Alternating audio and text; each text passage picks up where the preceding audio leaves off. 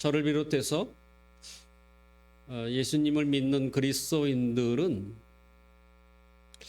말은 그렇게 하지 않을지라도 마음속에서 나는 특별한 사람이라고 하는 이 의식을 아마 가지고 있을 것입니다.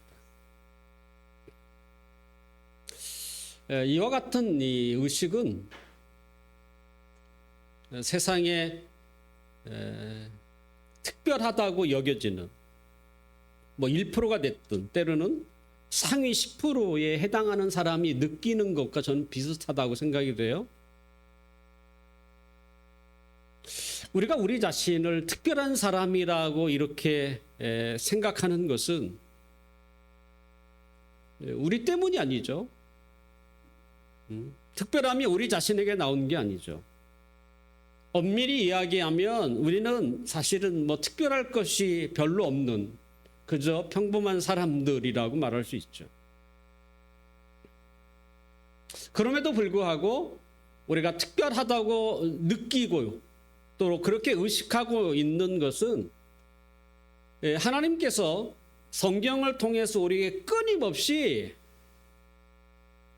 특별한 사람이라고 계속 언급하고 있기 때문에 우리가 암송했던 구절 안에도 이제 그게 있지 않습니까? 하나님이 자신의 소유, 하나님의 것으로 삼기 위하여 만민 중에서 구별했다.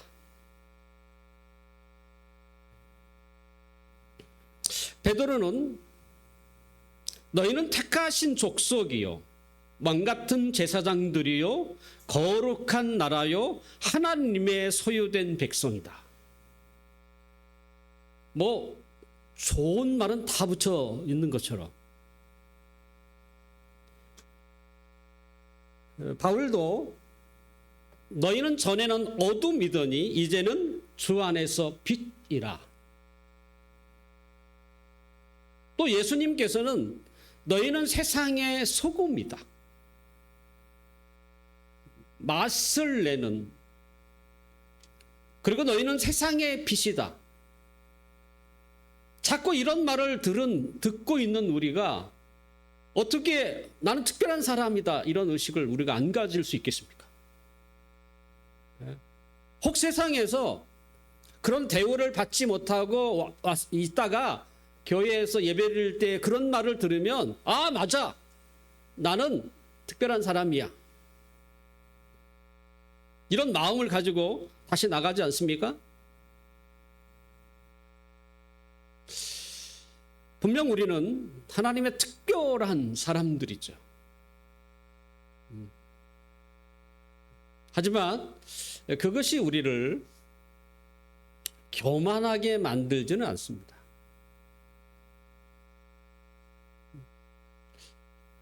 왜냐하면 우리의 특별함이 우리에게서 있지 않기 때문에 내가 아무리 나를 살펴봐도 특별한 것이 없다는 것을 우리가 알기 때문에 마음으로는 나는 특별한 사람이라고 생각을 하지만 겉으로는 그렇게 표현할 수 없는. 왜? 나 자신을 너무나 잘 알기 때문에. 나는 약한 존재고 뿐만 아니라 언제 죽을지 모르는 사람들이기 때문에. 그래서 우리는 겸손할 수밖에 없는 거죠. 예수 그리스도도 얼마나 특별한 분입니까? 왜냐하면 그분은 하나님의 아들이시기 때문에. 그것만으로도 특별한 정도가 아니잖아요. 그죠? 근데 예수님의 특별함이 가장 잘 묻어날 때가 언제냐면 예수님의 온유와 겸손이에요.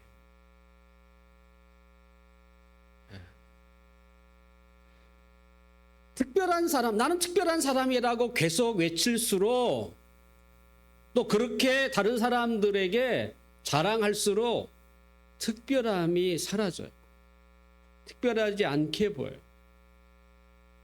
보잘것없게 생각이 돼요.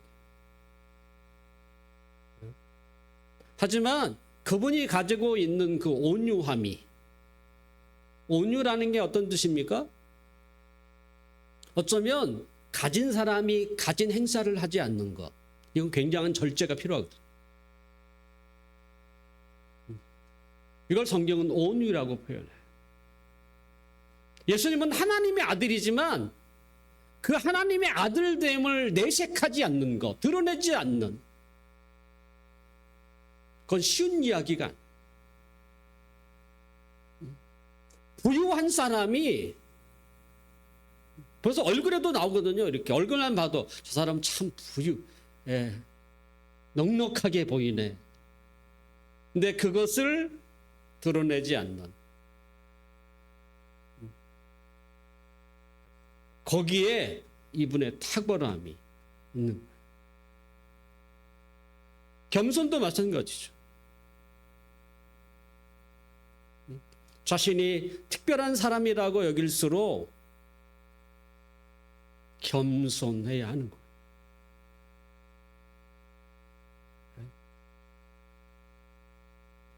그런데 종종 자신의 존재를 자꾸만 드러내려고 하는 자들이 있죠.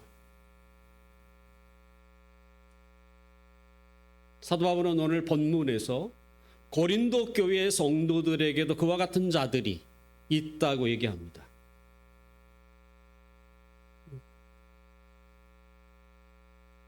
그래서 너희 중에 누구든지 그와 같은 자신의 존재를 어떻게 하면 드러내려고 하는 그런 것을 멈춰야 한다. 중지해야 한다. 도대체 그들은 어떤 자일까? 오늘 본문 18절을 함께 볼까요? 시작. 아무도 자신을 속이지 말라. 너희 중에 누구든지 이 세상에서 지혜 있는 줄로 생각하거든 어리석은 자가 되라. 그리하여야 지혜로운 자가 되리라. 굉장히 어려운 이야기예요. 역설이에요.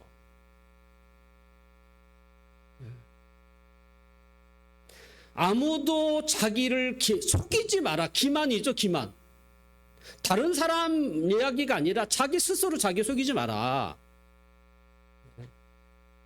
내가 그렇게 의시되고 자신의 존재를 드러나지만 드러낼수록 내가 얼마나 천박하게 보이는지 아느냐?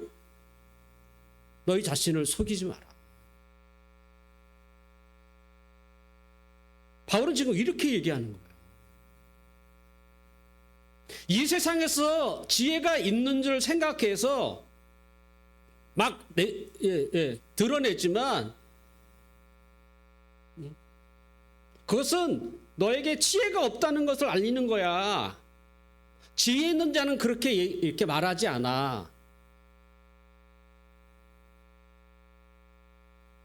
정말로 너희가 지혜로운 사람이라면 어리석은 사람이 되라. 공동 번역은 바보가 되라 이렇게 돼 있어. 아무것도 모르는 것처럼 바보가 되라. 그리하여 그는 지혜로운 자가 되리라.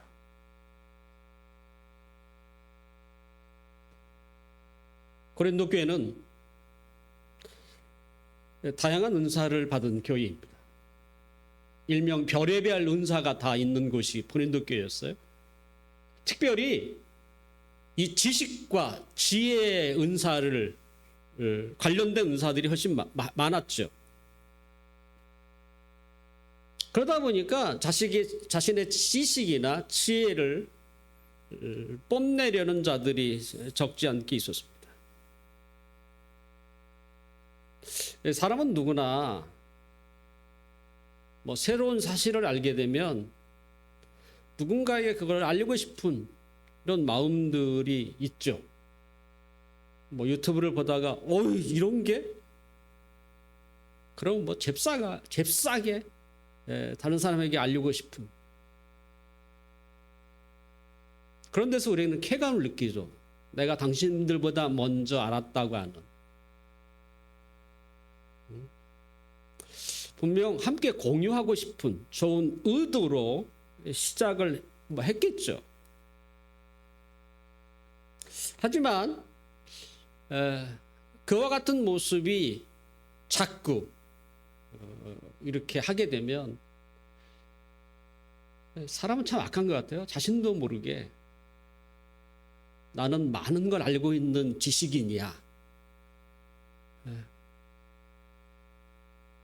이런 마음들이 스멀스멀 마음에 이제 올라오는 거예요.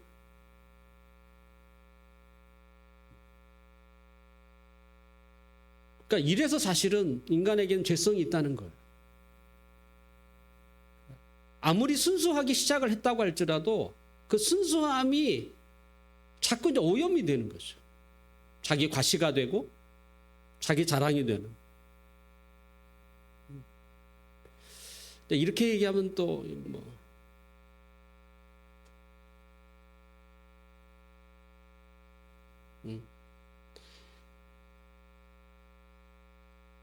그냥 어플을 하시면 좋은데 누군가가.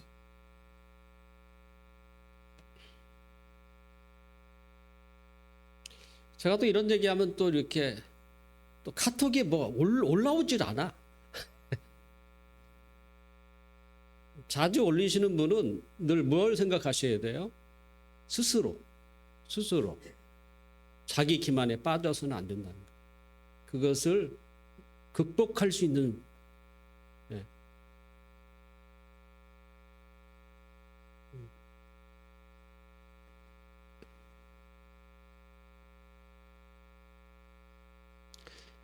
그런 세상의 지혜, 지식.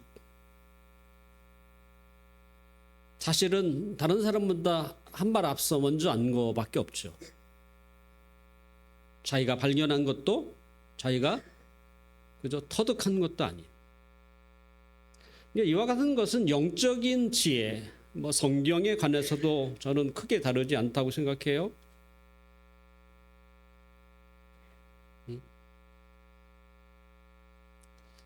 특히 뭐 제가 이런 얘기에서 좀 이렇게 뭐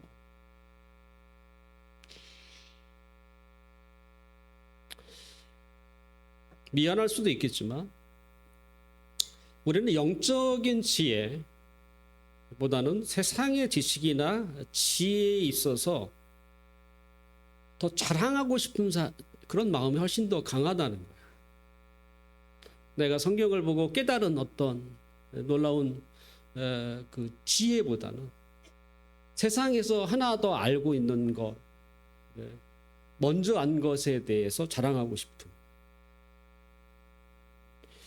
그러니까 이 말이 뭐겠어요? 영적인 지혜보다도 세상의 지혜를 훨씬 더 자랑스럽게 생각하고 있다는 반증이라고 말할 수 있겠죠. 우리는 말로는 하나님을 경외하는 것이 지혜요, 지식이라고 얘기해요. 하지만 세상의 지혜나 지식 또는 세상의 이치와 자리를 더 중요하게 여기는 경우가 있다는 거예요. 그걸 어떻게 알겠어요? 누군가가 우리 자녀들에 대해서 물었을 때에 뭐 묻지 않아도 상관없죠. 우리 입으로 먼저 얘기할 거니까. 우리 아들이 이번에 대기업 들어갔어. 그래서 내가 한턱 쏠게. 이런 거죠. 그리고 뭐 연봉이 높다 그러면 부러워하고 꼭 그 앞에 내가 주눅이 들어버려요. 또는 높은 자리죠. 관직이나 또 사회적으로 명망이 있는 교수나 변호사와 같은 힘도 있지만 이렇게 편하다고 느껴지는 그러한 일에 종사하게 되면 굉장한 자랑거리, 일명 가문의 영광.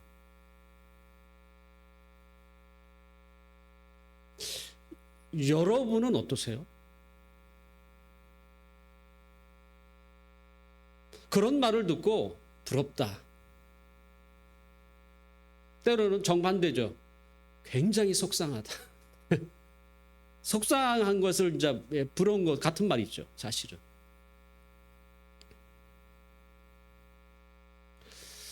부모가 자녀에게 바라는 한 가지가 뭘까요?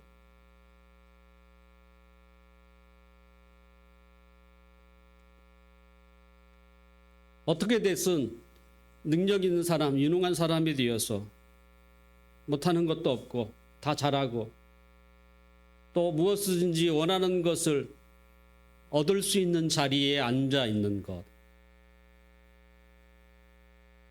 대체적으로 그런 바람을 가지고 있는 것 같아요. 그러면서 그들이 떠올리는 인물이 뭐냐면 성경에 요셉이나 다니엘이라는 사람입니다. 왜 그 사람들이 요셉과 다니엘을 좋아할까? 아니 뭐 아브라함도 있고 다른 사람도 있잖아요. 근데 왜 요셉이고 왜 다니엘일까? 그것은 그 두 사람은 믿음도 좋고 사회적인 위치에도 오른 사람이기 때문에.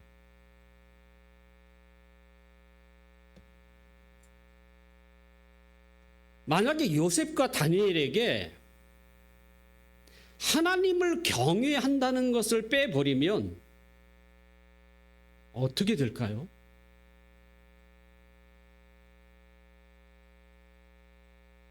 요셉이 요셉의 자리에 섰던 것은 하나님을 경외함 때문에 그런 거지, 다니엘도 마찬가지예요.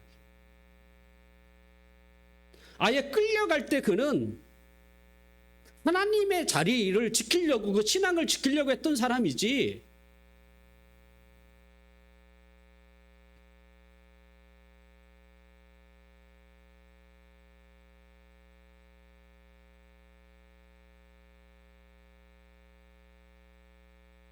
그러니까 그들에게 하나님을 경외하는 것을 빼버리면 그 자리에 오르지도 않았을 거죠.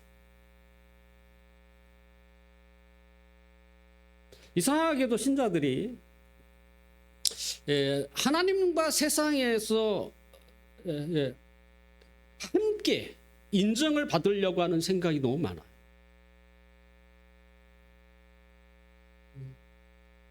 그러니까 그런 말을 들으면 부럽고, 왜 내 자식은 그렇게 되지 않는지 속상해하고.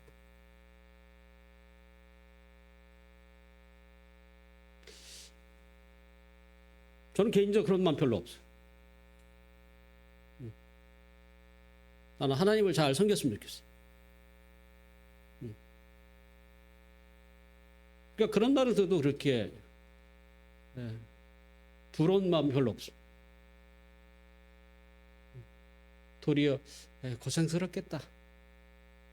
그 자리를 지키려고. 대기업도 오래 못 다니니까 아유 뭐 금방 잘리겠네.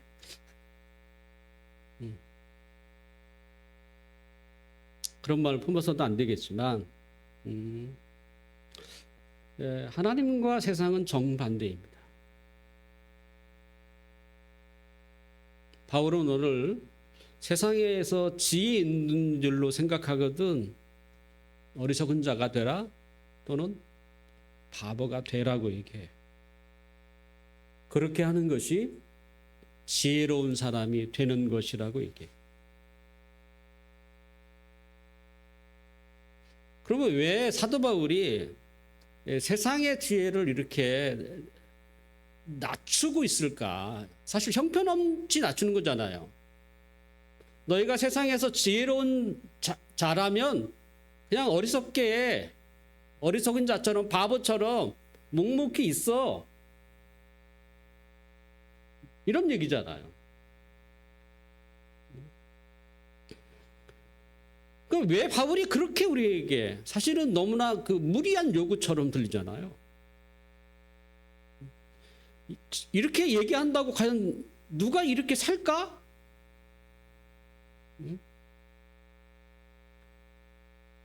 바울이 이렇게 이야기하는 데는 두 가지 이유가 있죠. 하나는 뭐냐면 19절에 있습니다만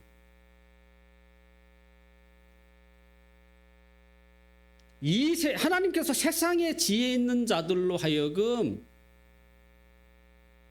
그러니까 얼마나 그들이 뽐내겠어요? 자기 꾀에 빠지게 하신다는 거예요, 하나님. 저렇게 지혜도 없는 자들이 지혜 있는 것처럼 나대고 드러내고 이런 자들을 하나님이 어떻게 해요? 가만히 놔두지 않겠다는 거예요. 스스로 자신의 지혜에, 자신의 꾀에 스스로 넘어지도록 한다는 거죠. 결국 자신이 나름대로 머리를 쓰고 지혜롭다고 해서 술술을 섰지만 결과적으로 그것이 자신이 빠지게 되는 함정이 되었다는 거예요. 그것이 다른 사람보다 혹시 더 멀리 바라보고 나는 너희들처럼 그 한 치 앞을 그것만 생각하는 사람이 아니야. 나는 5년 후에 10년 후 20년 후를 생각하는 너희들은 나의 지혜를 따라올 수 없어. 이렇게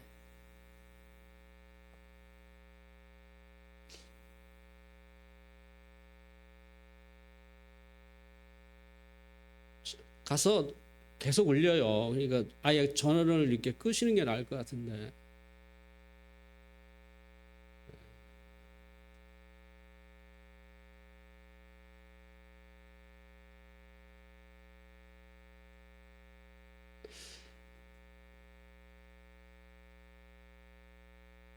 결과적으로 하나님이 그렇게 하신다는 거죠. 제가 바둑을 좀 좋아합니다.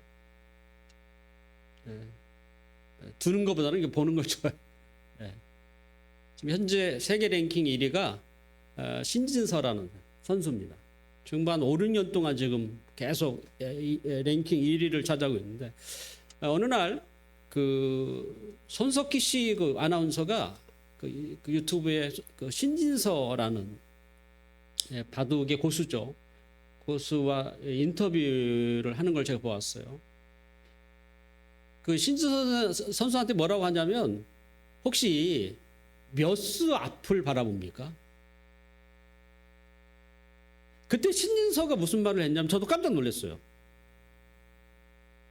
한 수 놓으면 끝까지 뭘 들지 안 되는 거예요.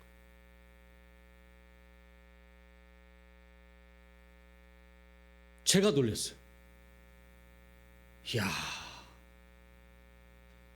어떻게 한 수 두고 끝까지 어떻게 들지를 대충 짐작이 간다는 거예요. 그러니까 뭐 10수, 50수 앞에 내다보는 정도가 아닌 거예요.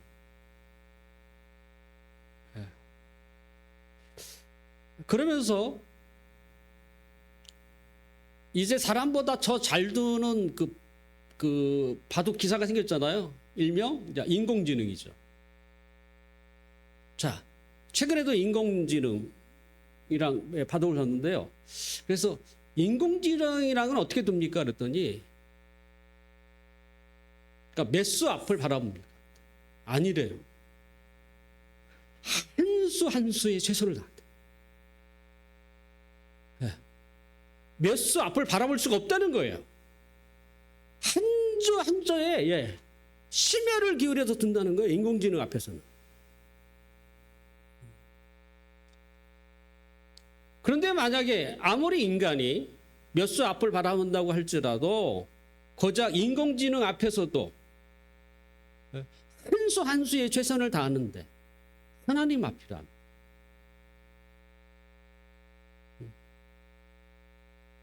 어떻게 몇 수 앞을 바라볼 수 있겠습니까? 그 한 수 한 수 넣는 것도 아마 두렵고 떨림으로 이게 도대체 이렇게 아무리 최선을 다한다고 할지라도 그것이 인간의 모습인 거죠. 그러므로 세상의 지혜자라고 때로는 인생의 몇 수 앞을 본다고 말하는 사람, 하지만 하나님은 그들을 어떻게 해요? 자기 꾀 함정에 빠지게 한다. 그래서 자신의 판 함정에 빠질 사람이라면 그는 지혜로운 사람이 아닌 거예요. 그러므로 너희는 세상에서 지혜 있는 자처럼 그렇게 일명 드러내지 마라. 아무것도 모르는 것처럼, 어리석은 자처럼, 때로는 바보처럼 살아라. 그게 진짜 지혜로운 자다 라고 얘기하는 것이죠. 뿐만 아니라 하나님은 왜 세상의 지혜를 이렇게 낮추게 생각하느냐 하면, 이 세상의 지혜는 다 20절에 있을 거예요. 아마 헛되다라고 얘기하는 거예요. 헛것이라는 거죠. 아무리 그 지혜로 공든탑을 쌓았다고 할지라도 그 공든탑은 사실은 모래 위에 쌓은 탑과 같다는 거예요. 조금만 건드려도 쉽게 무너질 수 있는, 그래서 아무것도 아닌 것처럼 돼버릴 수 있다는 것이죠. 헛것이라는 거예요. 헛것. 네. 결과적으로 그렇게 자신의 지혜를 의지해서 열심히 인생을 살아왔건만 마지막 죽음을 앞두고, 아니면 인생의 마지막에 와서 봤더니 자기에게 남은 것은 아무것도 없는, 일명 허무하다. 허무라는 게 뭡니까? 헛된 것 아닙니까? 자기가 지금까지 뭐하고 살았는가? 죽을 둥 말 둥 그렇게 악착같이 살았는데 나중에 이 세상을 떠나려고 하다 보니까 도대체 자기가 한 게 아무것도 아닌 거죠.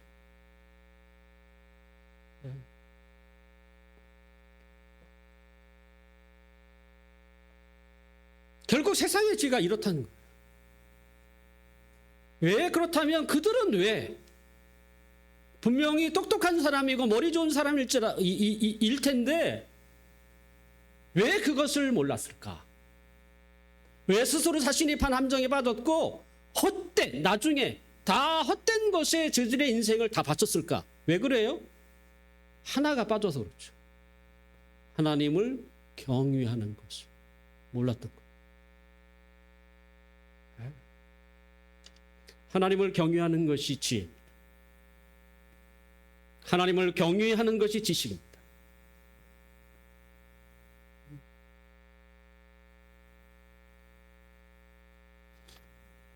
정말 지혜롭고 싶거든 우리는 하나님을 믿으며 사셔야 합니다. 또 지혜가 부족하거든 하나님께 지혜를 달라고 구하셔야 합니다. 하나님을 경외하는 것, 그것은 스스로 함정에 빠지지 않는 것이고, 하나님을 경외하는 것은 헛되지 않고 인생에 반드시 남겨야 할 것을 남기는 사람이 된다는 것이죠. 하나님을 경외한다는 것은 말이 아닙니다. 하나님을 경외한다는 것은 마음이고 행동입니다. 하나님은 입으로 섬기는 게 아니에요. 믿음으로 섬기는 것입니다. 믿음은 행동입니다. 행함이 없는 믿음은 죽은 것입니다. 행함이 있는 믿음, 하나님을 믿는 믿음, 그것이 바로 하나님을 경외하는 것입니다. 지혜와 지식의 근본이 하나님을 경외하는 것이라는 것을 우리가 확실히 믿기를 바랍니다. 그것만이 우리의 삶을 풍성하게 하고, 그것이 우리의 삶을 여유롭게 하고, 그것이 우리에게 이 생을 다 마칠 때에 우리에게 의미를 남겼습니다. 그래서 하나님을 경외하는 것이 지혜라는 것을 아시고, 혹시 세상에서 바보로 취급받을지라도 하나님을 경외함으로 그 누구보다도 지혜로운 삶을 사시는 우리 모두가 되시기를 주님의 이름으로 축원합니다.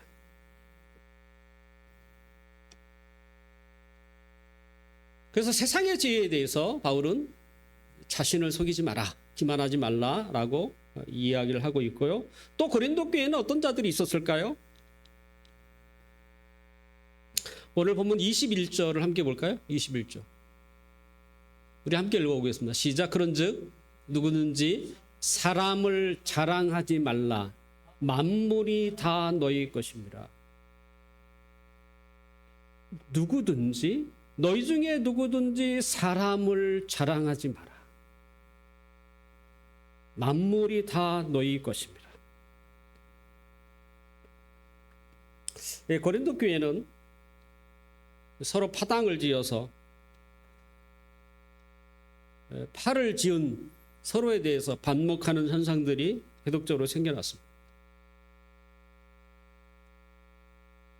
그들은 자신이 좋아하는 자를 어떻게 해요? 자랑스럽게 여겼죠. 모일 때마다 바울 파는 바울을 자랑했고, 아볼로 파는 아볼로를 자랑했고, 그리고 게바 베드로를 추종하는 사람은 이 베드로를 자랑하는 일. 그들에게 바울과 아볼로와 베드로는 자랑거리였을 뿐만 아니라 그들의 상전이었어요. 상전. 바울은 스스로 이런 말을 그들에게 전하죠. 만물이 너희 것이라. 이건 굉장히 중요한 말입니다. 어려운 말일 수도 있어요. 만물이 너희 것이라. 실감 안 나죠? 이 만물 안에 바울은 22절에 보니까 사역자들, 상전이라고 여겼던 사역자들, 바울이나 아볼로나 게바뿐만 아니라 그 정도가 아니에요. 세계, 생명과 사망, 더 나아가 이 세상과 저 세상, 현재뿐만 아니라 미래, 이걸 다 만물로 표현하고 있어요. 이게 다 누구 거라고요? 너희 것이라고 얘기해요. 교회의 사역자는요, 상전이 아닙니다. 저는 여러분의 상전이 아니에요. 네. 바울은 계속적으로 자신을 뭐라고 불러요? 나는 하나님으로부터 섬기기 위해서 부름을 받은 자다라고 얘기해요. 섬기는 자라는 거예요. 세상은 섬김을 받는 자가 섬기는 자 위에 있다고 생각해요. 그렇지 않습니까? 하지만 하늘의 이치는 달라요. 어떻게 보면 세상의 이치와 정반대라고 말할 수 있죠.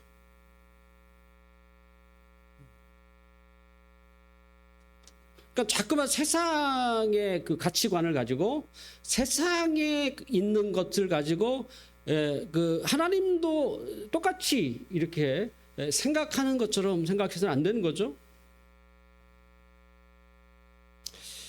마태복음 20장 25절에서 28절에 보면 예수님이 세상에서 섬김을 받는 자들, 그들이 누구예요? 힘 있는 사람이잖아요. 그 사람들은 자기의 힘 가지고 다른 사람을 지배하고 주장하고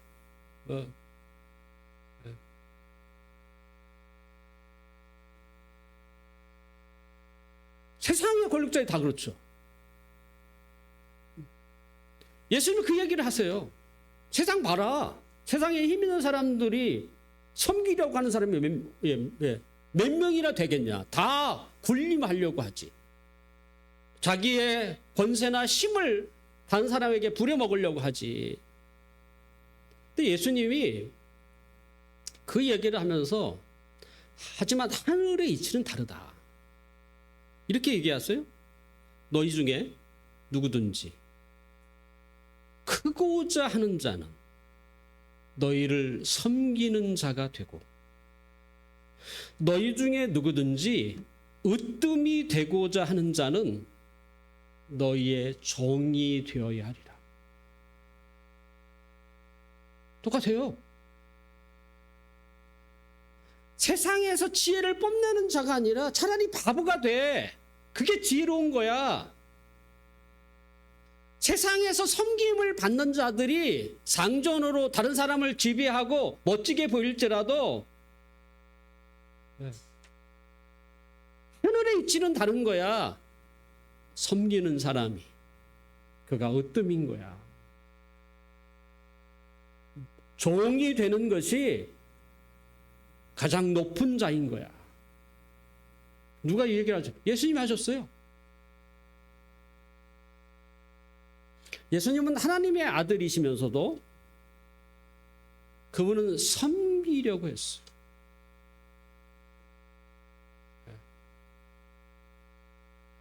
주님이 본인도 그렇게 얘기하셨어요. 나는 섬김을 받으러 온 게 아니다. 나는 섬기려고 왔다. 자기의 생명을 죽기까지 섬기셨어요. 예수님은 말만 하신 게 아니라 행동으로 몸소 보이셨어요.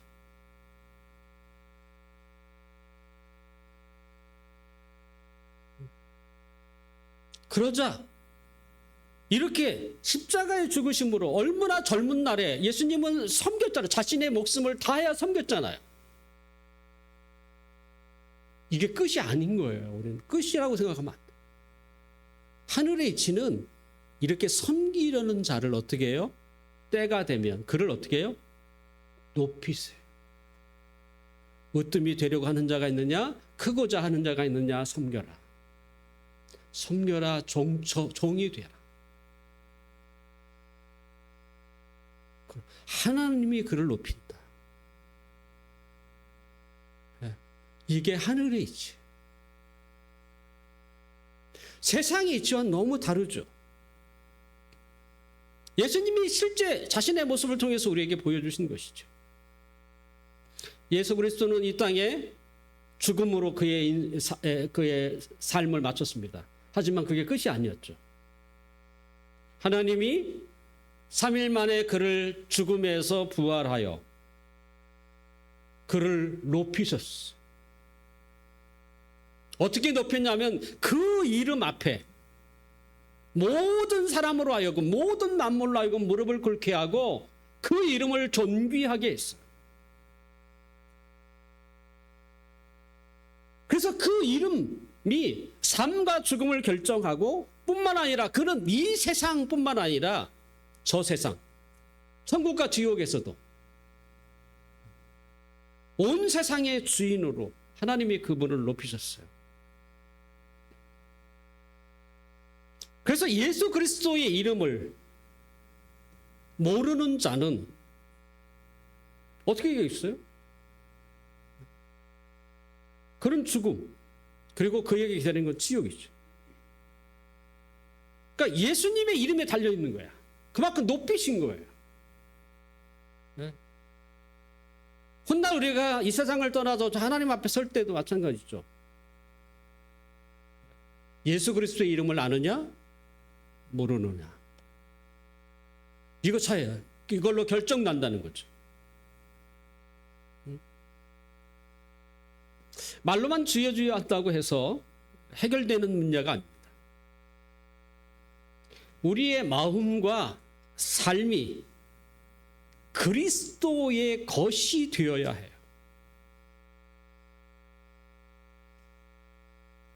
주님의 것이 되어야 하는 거죠.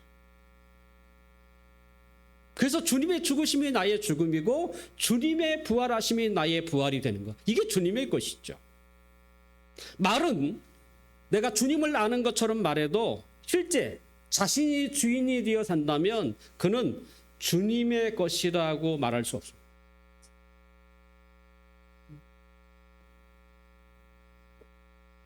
이 땅의 그리스도인은 주님의 것이에요. 이 말을 다르게 풀이하면 뭐냐면 이런 거예요. 주님의 것이라는 말이 주님의 주권이라고 하는데, 주님의 주권. 왜냐하면 주님이 이제는 그 이름이 높아져서 온 세상의 주인으로 높아지셨거든요. 그 주권에 참여하는 자죠. 주님과 함께 왕 노릇하는 자죠. 그래서 베드로가 왕 같은 제사장이라고 부르는 거예요.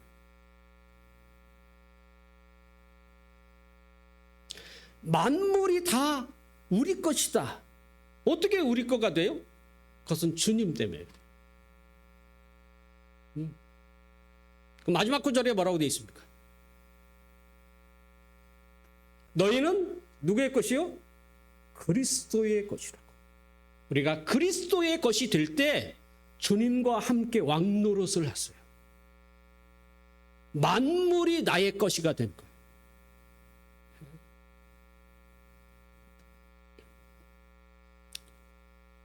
이 말을 구체적으로 표현하면 이렇게도 표현할 수 있죠. 만물이 나의 것이라면, 자, 사역자도, 아까 이 세상도, 생명과 죽음도, 현재와 장래도, 이 세상과 저 세상에서도 모든 것이 뭐예요? 우리 것이고, 우리는 주님의 것이고, 모든 것이 주님의 것인 거야. 근데 우리가 주님의 것이기 때문에 우리 것인 거예요. 그러면 이것이 구체적으로 어떤 것을 이야기하냐면, 우리가 이 세상을 살아가는 동안 삶과 죽음의 지배를 받지 않는 거예요. 삶을 두려워하거나 때로는 죽음을 두려워하지 않는 거예요. 왜? 우리 것인데. 살고 죽는 것이 우리 것인데 왜 내가 거기에 지배를 당하고 살겠습니까? 만물이 우리 것이라는 말에는 엄청난 의미가 거기에 담겨 있어요. 우리는 누구에서도 매이거나 때로는 무엇에 매여 사는 자도 아니에요. 왜? 만물이 우리의 것이기 때문에.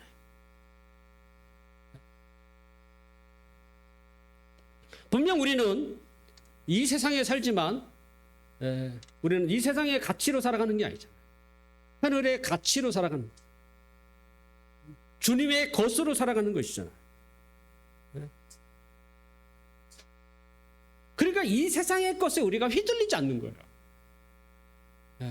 왜? 만물이 나의 것인데. 교회의 사역자도 나를 섬기는 사람이고, 죽음과 생명도, 그리고 현재와 미래도 다 누구 손에 있는 거예요? 주님의 손에 있고 내가 주의 것이잖아요. 우리가 그런 것에 왜 두려워하고 있느냐? 다 주님의 손 안에 있고, 그렇죠? 우리가 주님과 함께 이 세상에 왕노릇하는 사람인데,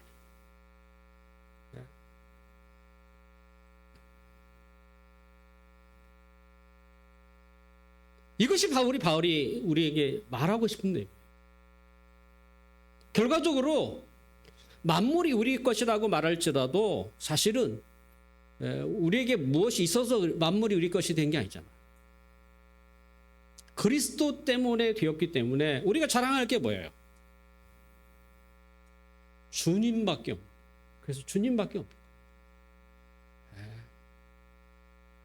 내가 좋아해야 할 사람, 내가 사랑해야 할 사람, 내가 사모해야 할 사람이 다 주님인 거죠. 우리가 이 세상에 살아가는 동안 삶에서 오는 것 때문에 방황하거나 때로는 불안해하거나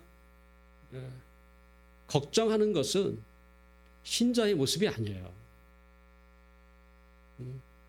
만물이 나의 것인데 왜 그것 때문에 나의 것이 아닌 것이냐? 그것 때문에 우리의 마음이 흔들려서는 안 되는 거죠. 우리가 차라리 다스려야죠. 그 위에 있는 사람처럼 살아야죠. 왜? 만물이 우리 것이기 때문에.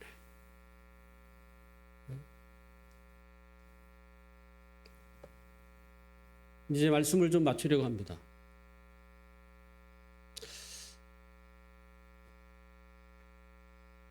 세상의 이치와요, 하늘의 이치는 정반대입니다.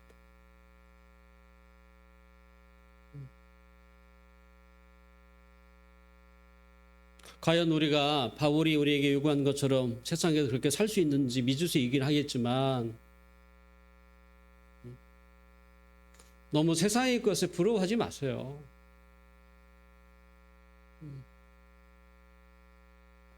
부럽다는 말은 우리의 마음이 거기 있다는 얘기잖아요. 하나님을 경외하는 것이 지식이고 하나님을 경외하는 것이 지혜인데,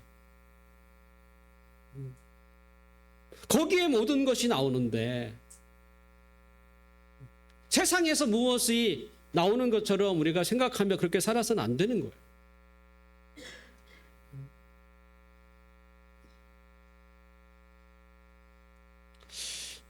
제가 몇 달 전에 우연히 찬송가 가사가 너무나 저를 제 마음에 새겨지는 가사가 있어서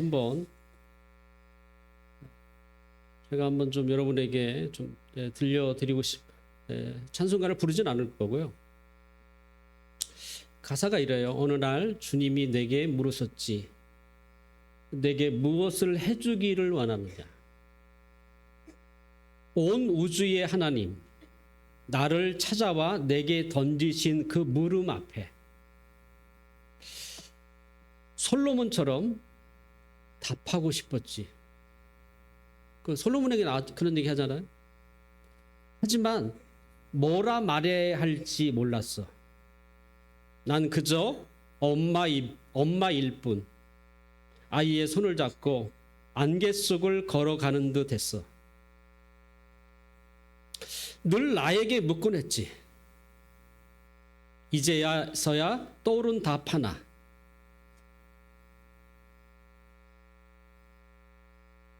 무릎을 꿇고 눈물을 닦고 떨리는 가슴 안고 이렇게 대답할래.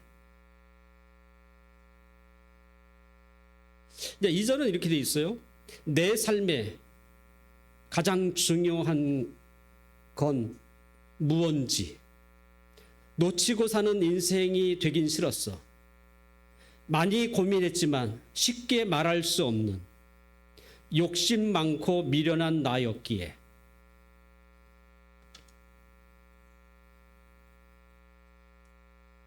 이 엄마, 그죠? 이 엄마가 뭐라고 대답했을까?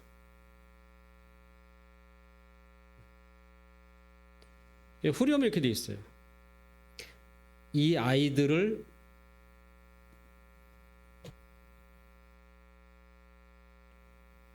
만나 주세요. 하나님 나라와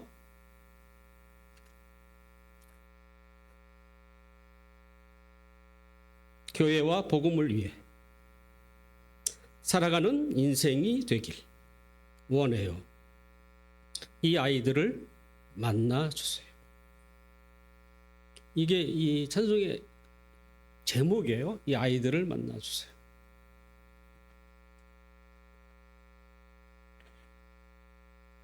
하나님이 우리에게 나타나서 무엇을 원하냐라고 했을 때 과연 우리는 어떻게 대답할 수 있을까?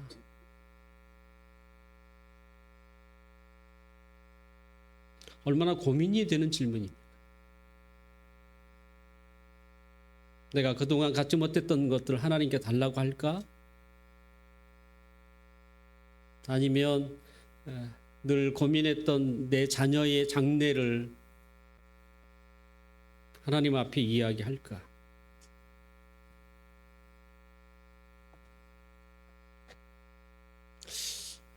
저는 이 가사에 누가 썼는지 모르겠지만 정답이 저기 있다고 생각해요. 하나님을 경외하는 것.